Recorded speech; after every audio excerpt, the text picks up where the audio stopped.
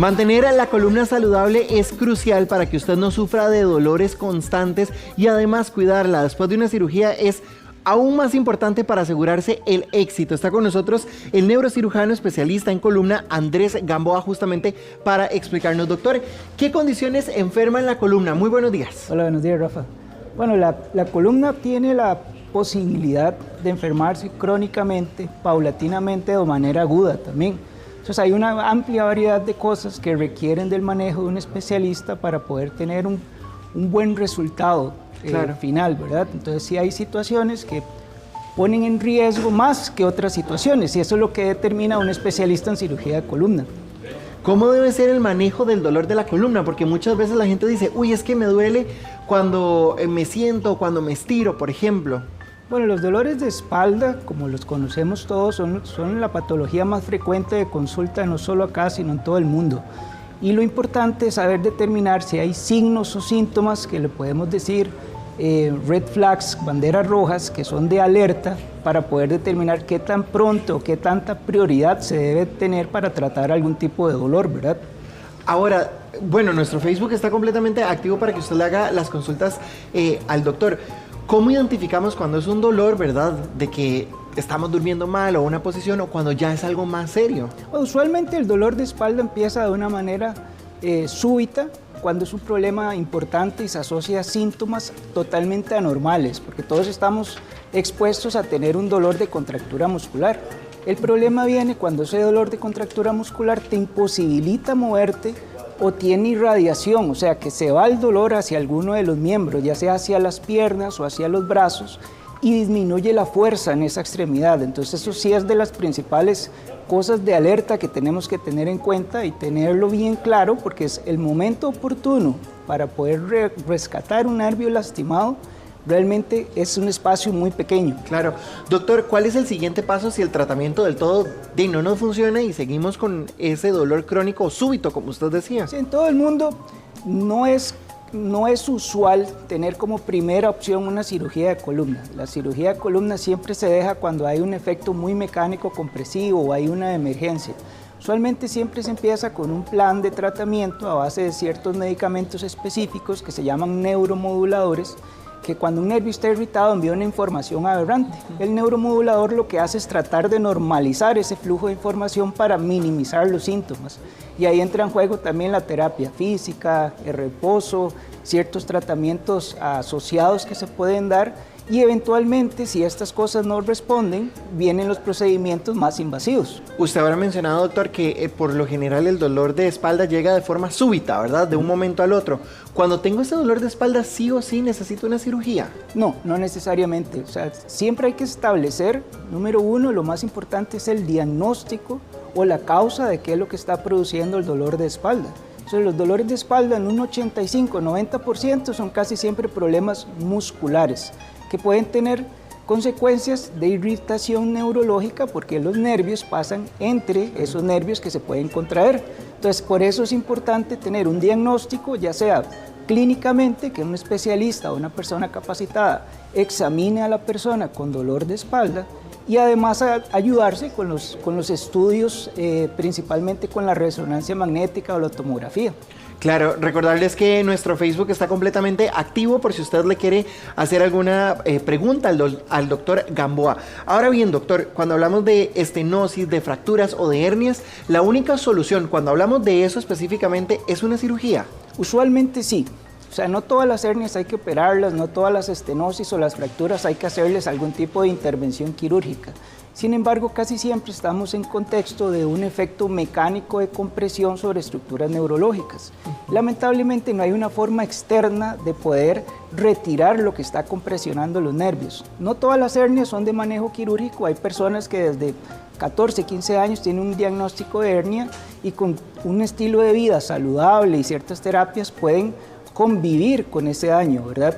Pero usualmente las hernias grandes, las estenosis importantes, que estenosis lo que significa es estrechez, son efectos muy mecánicos compresivos sobre las estructuras neurológicas y ahí la opción es hacer una ampliación o liberar las estructuras neurológicas para prevenir un daño mayor. Claro, doctor, vea por ejemplo, doña Ania dice que un joven de 17 años tiene una escoliosis leve, ¿se puede operar?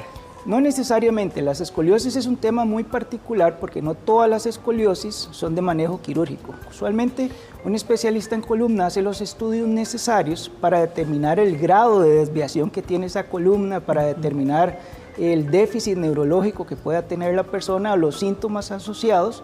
Entonces ya hacer un plan de tratamiento individualizado para cada paciente. Una escoliosis leve en una persona de 17 años usualmente es de un manejo muy conservador que se basa en terapia física, algunas cosas como de ayuda para postura y en tratamiento médico.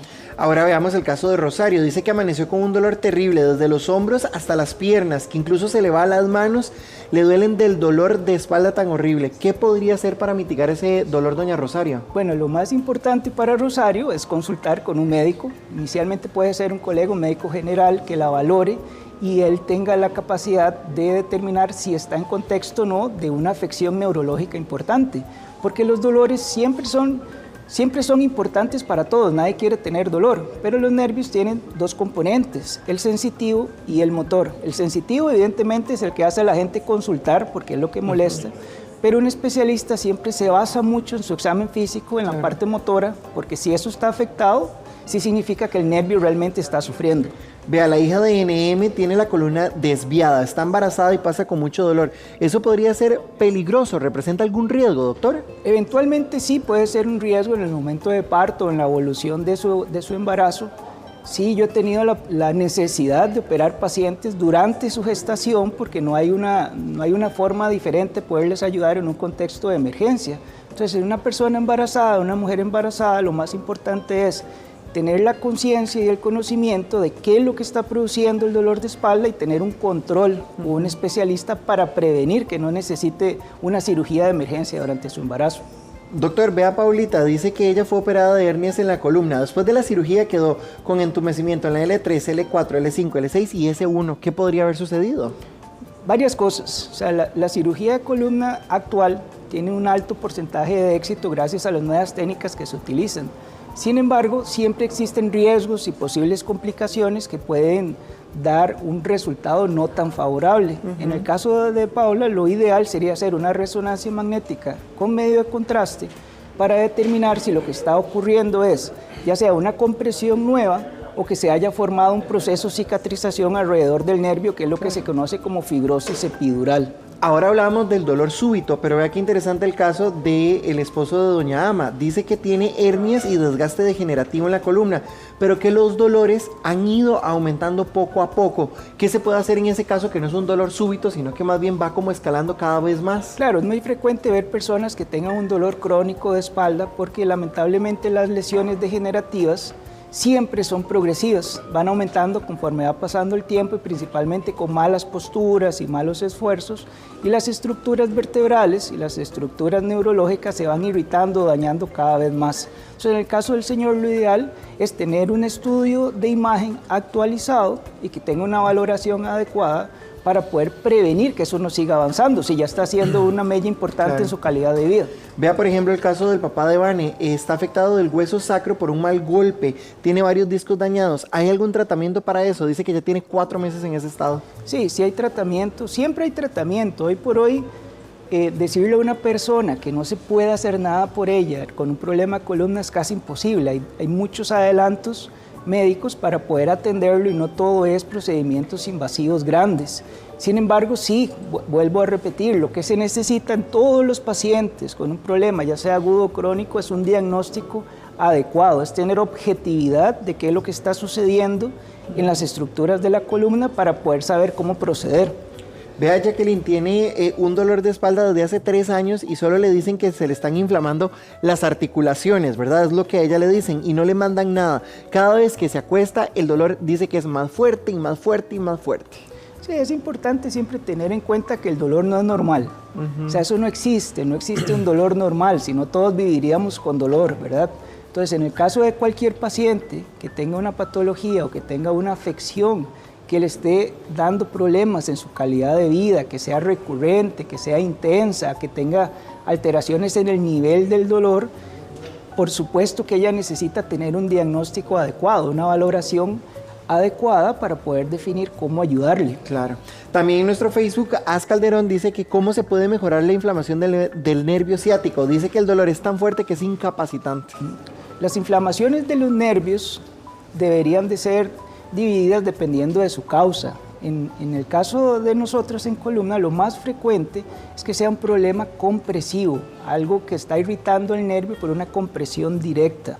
Entonces, en ese caso, un diagnóstico correcto debería ayudarse con estudios de imagen y determinar qué tanta compresión se está ejerciendo sobre el nervio, qué es lo que lo está compresionando, para poder saber cómo ayudarle a la persona, porque desinflamar un nervio hay opciones que son procesos como bloqueos sensitivos o lo que la gente le dice infiltraciones de nervio, que si se escoge bien al paciente tiene una alta tasa de efectividad y puede ser incluso hasta un alivio prolongado. Pero en afecciones que tengan un nervio irritado porque hay una compresión importante y el nervio esté sufriendo, ahí lo que toca es rescatar el nervio de lo que lo está majando. Vea, Maribel le manda saludos, dice que excelente persona. Laura dice que hace un mes se cayó y se golpeó la columna. Tiene una pelotita como de Baez, le hicieron placas, le hicieron de todo, dicen que no tiene nada. Apenas se sienta, ya después no se puede parar. Dice que el dolor es impresionante en la zona de la columna y en la noche para dormir debe incluso estar boca abajo o de lado, porque siempre tiene un dolor constante. Tiene una pelotita en el costado izquierdo específicamente. Sí, ¿qué podría ser? Habría que valorarlo porque en los estudios de radiografía a veces hay lesiones que no se evidencian. Las radiografías son estudios que son muy básicos, muy sencillos, entonces no permite ver estructuras blandas. Las articulaciones de nuestra columna tienen ciertas estructuras que se pueden inflamar e incluso producir quistes a nivel de esas articulaciones, o pueden existir lesiones que hacen que se produzcan literalmente islas de células musculares en zonas específicas, entonces se siente un abultamiento aislado en un grupo muscular grande. Entonces ahí es importante hacer un adecuado examen físico y determinar si es necesario hacer algún estudio de imagen un poco más avanzado que la radiografía. Marilyn consulta que qué tratamiento se podría dar para la disminución del canal raquídeo. Bueno, la disminución del canal raquídeo es una enfermedad que es progresiva y que es un efecto mecánico de compresión, no sobre un nervio específico, sino sobre todas las raíces nerviosas que transcurren sobre ese espacio. Entonces, sí existen tratamientos que pueden minimizar o lentecer la progresión de la enfermedad, pero de nuevo, o sea, en todo esto lo más importante es que la persona tenga un diagnóstico adecuado y una valoración correcta por una persona con conocimiento de lo que está sucediendo para poder ofrecerle lo que necesitan antes de que exista un déficit neurológico.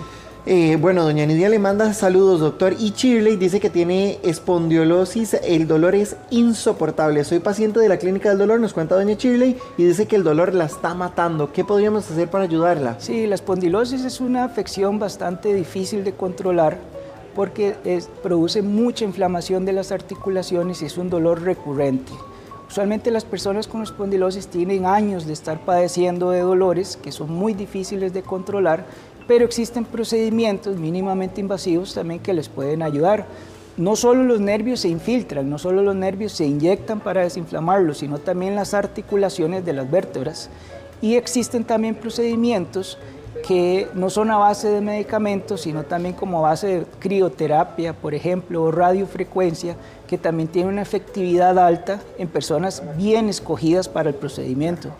Dice doña Luz que ella tiene un desgaste en la columna, específicamente en la L5, y dice que se le están cerrando las vértebras. ¿Qué debe hacer? ¿Cuál sería el consejo, doctor? Bueno, igual, tener un estudio de diagnóstico actualizado, una valoración clínica para definir cómo está el estado neurológico de la paciente y ya con eso determinar si es necesario hacer liberación de esas estructuras neurológicas, porque el desgaste todos los humanos lo vamos a tener después de los 25 años, no a todos nos va a afectar de la misma manera.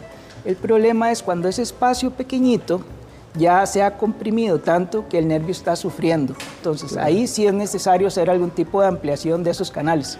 Vea el caso de doña Lisbeth, ella tiene 38 años y tiene una estenosis en la L4 y la L5. Siempre está con dolor en la parte baja de la espalda. ¿Qué podría hacer? Sí, una estenosis es una estrechez, como te dije antes. En una persona tan joven, lo más probable es que la estenosis se deba a un disco abultado o a una hernia discal.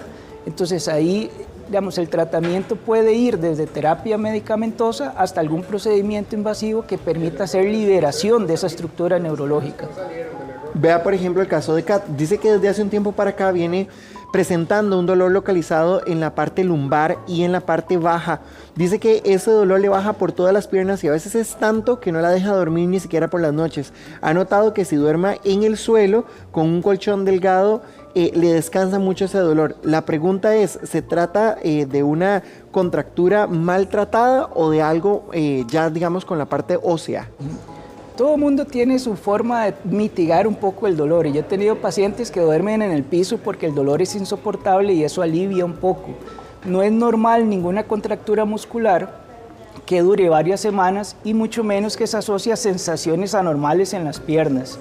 Sí es necesario que ella consulte con un especialista para hacer un estudio de diagnóstico correcto y poder tener objetividad de lo que está sucediendo.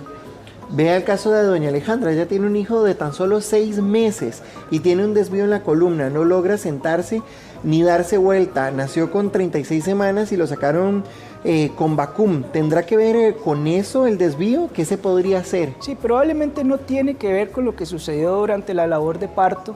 Ya es una predisposición genética del bebé a tener una afección de la columna lumbar y en ese caso sí es necesario hacer ciertos estudios porque dentro de lo que hay que descartar no es solo verificar cómo está la integridad de los huesitos del bebé, sino también una estructura que se llama cono medular que en ocasiones puede venir anclado al piso sacro, literalmente. Entonces eso produce que donde el bebé está creciendo no permita que haya una extensión de la columna y la columna tiende a torcerse más. Vean, nos falta Vadi, doña Mari, doña Viria, doña Ana, doña Lu. Doctor, ¿le parece si nos quedamos contestando? Sí, por supuesto. Muchísimas gracias, muy amable. Muchas gracias.